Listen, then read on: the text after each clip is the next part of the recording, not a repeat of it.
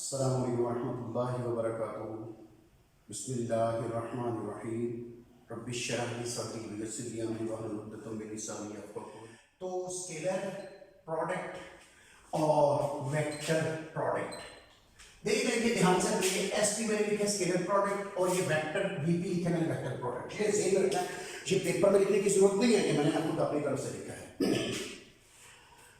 Okay, सो एक तरफ dot product और एक तरफ क्रॉस प्रोडक्ट, यानी इसको एसपी कहते हैं और डीपी भी कहते हैं डॉट प्रोडक्ट, और इसको वेक्टर प्रोडक्ट कहते हैं और क्रॉस प्रोडक्ट भी कहते हैं। सो इसको जैसे भी आप कह रहे हैं। चलिए, तो अब इनकी एक्सपेंशन की बात करेंगे। नेक्स्ट जो हमारे पास आता है वो क्या है? एक्सपेंशन। किसकी एक्सपेंशन?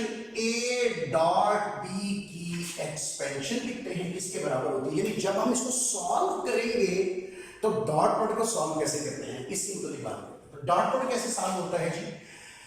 डॉट प्रोडक्ट सॉल्व हो जाता है जी, हमारे पास आता है ए का मैग्नीट्यूड, बी का मैग्नीट्यूड, कॉस ऑफ थीटा। ये इसका आंसर आता है। आप कहेंगे इसका आंसर ये क्यों आया है, आपने कैसे किया इसका आंसर? मैं आपको बताता हूं इसको कैसे करना है, और फिर अगर इसको इस तरह करना है तो ए क्रॉस बी को कैसे करेंगे।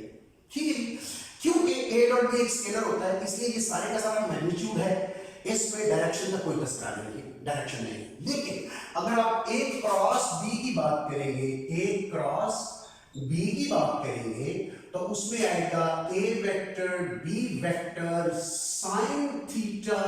ये आ गया मैग्नीट्यूड। यहां पर डॉट में cos थीटा आता है और क्रॉस में sin थीटा आता है, और इसके साथ n वेक्टर भी साथ आता है।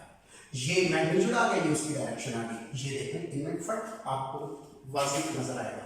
इसकी डायग्राम मैं साथ बना देता हूं। इसकी डायग्राम ये है, ये वेक्टर a है और ये वेक्टर b है, दो वेक्टर्स हैं।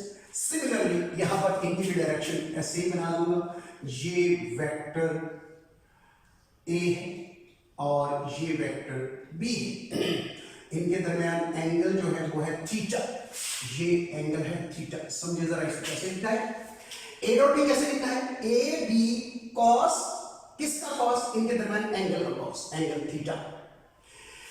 इसी तरह यहां पर है a b sin theta. Theta क्या है? इन दोनों वेक्टर से एंगल है थीटा।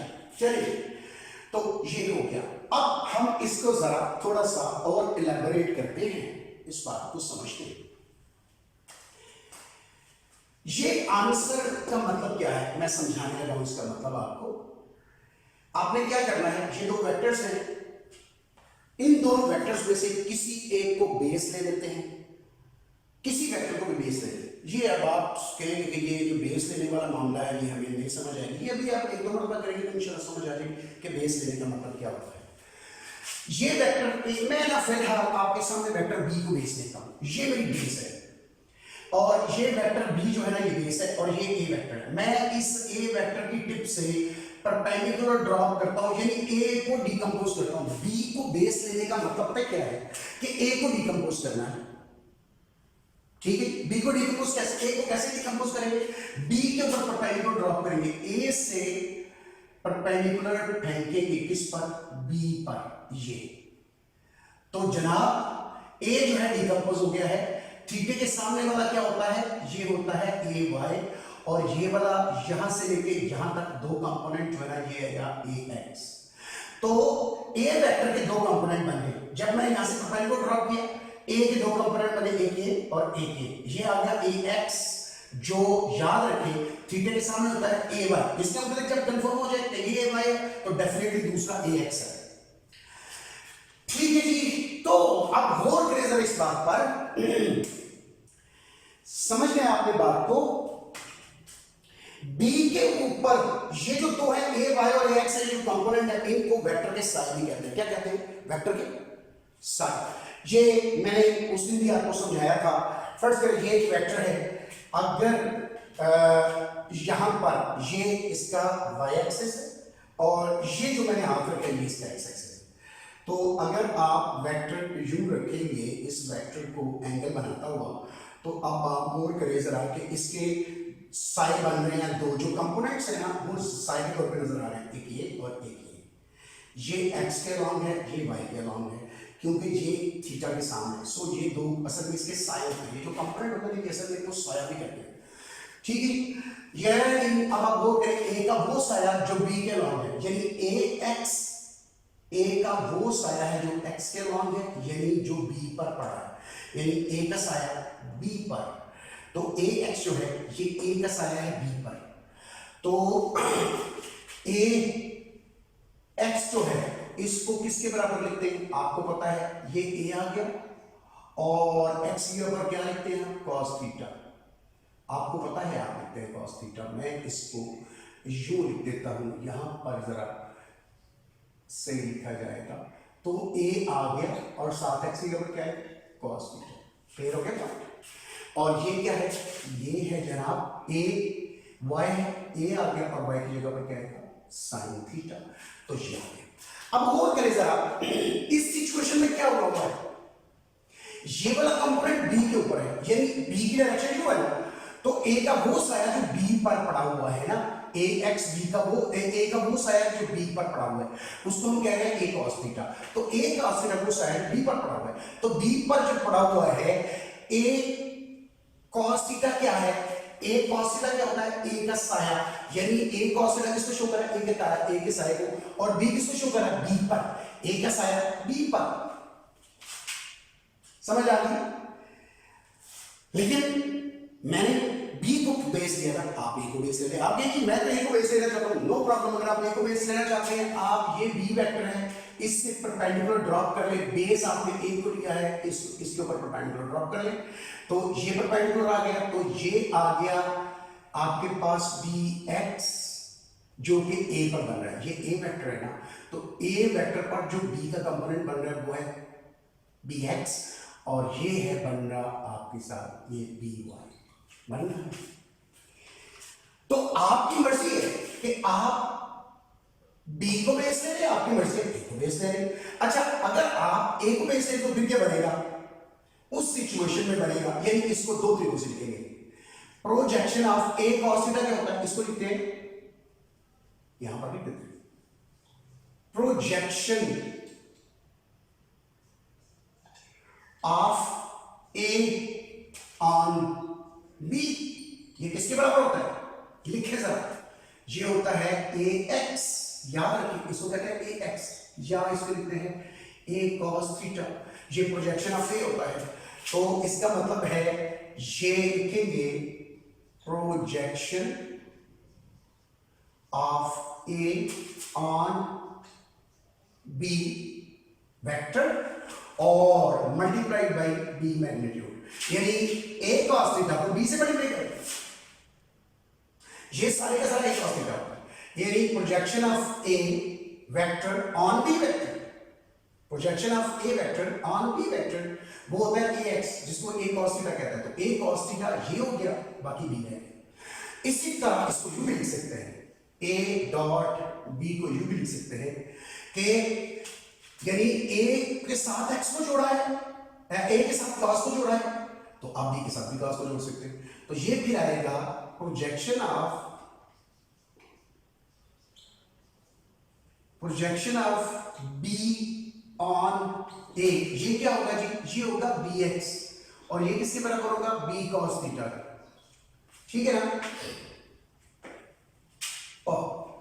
ठीक हो गया। बल्कि इसको फिर खत्म कर देते, फिर आप ये नेक्स्ट स्टेप पे करते हैं, ए डॉट बी फिर किसके बराबर आएगा, ए आएगा प्रोजेक्शन ऑफ बी ऑन ए जो है वो ये आएगा बी एक्स, इसको हम बी cos थीटा कहेंगे, तो ये आएगा projection of B on A into A का मैग्नीट्यूड, तो यू जो है ना ए डॉट बी को यू भी लिखते हैं, सही हो गया। तो प्रोजेक्शन में इसी तरह ये लिखते हैं, यानी आप यूं समझिए कि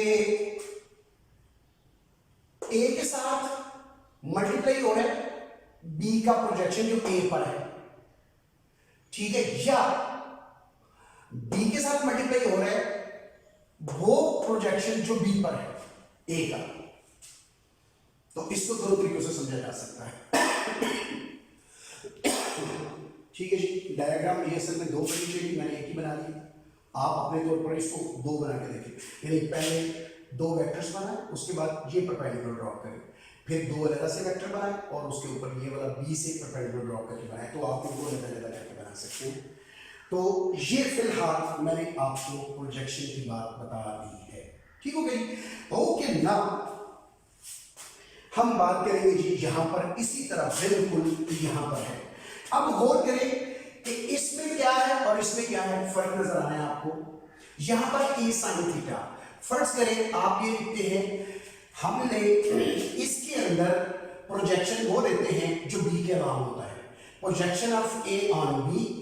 इसमें हम कौन सा लेते हैं, projection of A perpendicular to B, ये तो है ऑन बी, तो हम करते हैं projection of A perpendicular to B, इसमें इस्तेमाल करते हैं, क्योंकि ये होगा देखिए ना कि यहां से आप परपेंडिकुलर ड्रॉ करते हैं, यहां से आप बेस बी को मान लिया ना आपने, तो यहां से आप परपेंडिकुलर ड्रॉ करेंगे तो दो कंपोनेंट बनेंगे।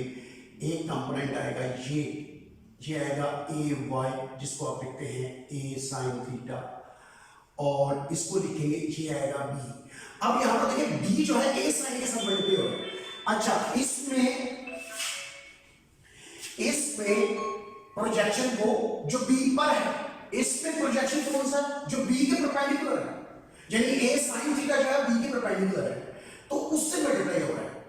या अगर आप बी को ए को बेस लेना चाहते हैं तो यहां से परपेंडिकुलर ड्रॉप करेंगे यू, तो फिर ये ए के साथ मल्टीप्लाई होगा, यानी बी साइन थीटा जो है वो ए के साथ मल्टीप्लाई होगा। इन दोनों में फर्क मेरे ख्याल में अब आपको समझ आ गई है, ठीक है जी। लेकिन एक इंपॉर्टेंट चीज यहां पर याद रखें, इंपॉर्टेंट चीज ये है कि नॉर्मली आपकी बुक के अंदर प्रोजेक्शन जो है ना, वो ये जो परपेंडिकुलर कंपोनेंट है ना, इसको उन्होंने प्रोजेक्शन नहीं कहा, लेकिन हालांकि प्रोजेक्शन होता है। आपकी बुक में उन्होंने कहा है कि ये जो एक्स के ऊपर होता है यही प्रोजेक्शन होता है, हम सिर्फ इसको प्रोजेक्शन कहेंगे, इसको प्रोजेक्शन कहेंगे, ठीक है जी। यानी ए cos थीटा को प्रोजेक्शन कहेंगे, लेकिन ए sin थीटा को प्रोजेक्शन नहीं कहेंगे। आपकी बुक ने इसको लिखा, इसलिए मैं इसको प्रोजेक्शन की सूरत में लिख रहा, इसको मैं ऐसे छोड़ रहा हूं, ठीक हो गया। ये ज़हन में रखना है आपने। पेपर में जब आएगा आपने ऐसे ही करना जिस तरह मैंने किया, पहले आप ये करें फिर आप ये करें, जब आप क्रॉस प्रोडक्ट करें पहले आप ये करें फिर आप ये करें, और इसके आगे ये वाला नहीं करना आपने, इसको छोड़ देना, स्किप कर देना आपने, इसको नहीं करेंगे आप, छोड़ देंगे। चलिए यहां तक एक बात होगी, आखिरी बात करके खत्म करता हूं, ठीक है जी। आखिरी एक इंपॉर्टेंट काम करने के बाद बना जल्दी, वो एक मैं करूंगा, एक आप करेंगे। आपने अपनी कोशिश करनी है, ये आपकी असाइनमेंट होगी, आपने घर में बैठ के करनी है। अगर आपको समझ आ जाए तो वेल, नहीं तो नेक्स्ट लेक्चर में इंशाल्लाह आके मैं करूंगा, उसको करूंगा। अब मैं ये एक्सपेंशन कब है समझे, ये मैंने क्या लिखा है कि ए और बी को एक्सपेंड कैसे करते हैं, लेकिन ये वाली जो एक्सपेंशन है ये तब है जब वेक्टर ए और बी जो है दोनों ए और बी वेक्टर्स हैं। इन सिचुएशन में ये जो मैंने काम किया ना, इसमें ए जो है ये मैग्नीट्यूड फॉर्म में है, क्योंकि यहां पर मैंने मैग्नीट्यूड लिखा है ना, तो ये मैग्नीट्यूड फॉर्म में है। ए और बी अगर दोनों मैग्नीट्यूड फॉर्म में हो तो फिर यूं इसकी एक्सपेंशन होती है, यानी ए और बी को इसे एक्सपेंड करते हैं ए बी cos थीटा से, और अगर ये हो इफ अगर ए और बी मैग्नीट्यूड फॉर्म में हो तो उनकी एक्सपेंशन होती है A dot B cos theta, और क्रॉस प्रोडक्ट होता है ए बी sin थीटा, यूं होता है। ये तब होता है जब ए magnitude A is equal to A magnitude और A unit vector, और B is equal to the B vector is equal to the B magnitude B unit vector, इसके बराबर हो ना, तो तब ये वाली होती है एक्सपेंशन। लेकिन अगर फर्ज करें आपके पास if ना, यानी यहां पर आप लिखेंगे एक्सपेंशन, ये वाली एक्सपेंशन तब होती है if A is equal to A unit vector और B vector is equal to B magnitude B unit vector, तो फिर ये होता है। ये एक्सपेंशन तब है जब मैग्नीट्यूड फॉर्म में। टुडेस लेक्चर इंशाल्लाह I will see you in the next lecture इंशाल्लाह। तो तब तक के लिए मुझे इजाज़त दें, इंशाअल्लाह फिर मुलाकात होगी। अल्लाह हाफिज़।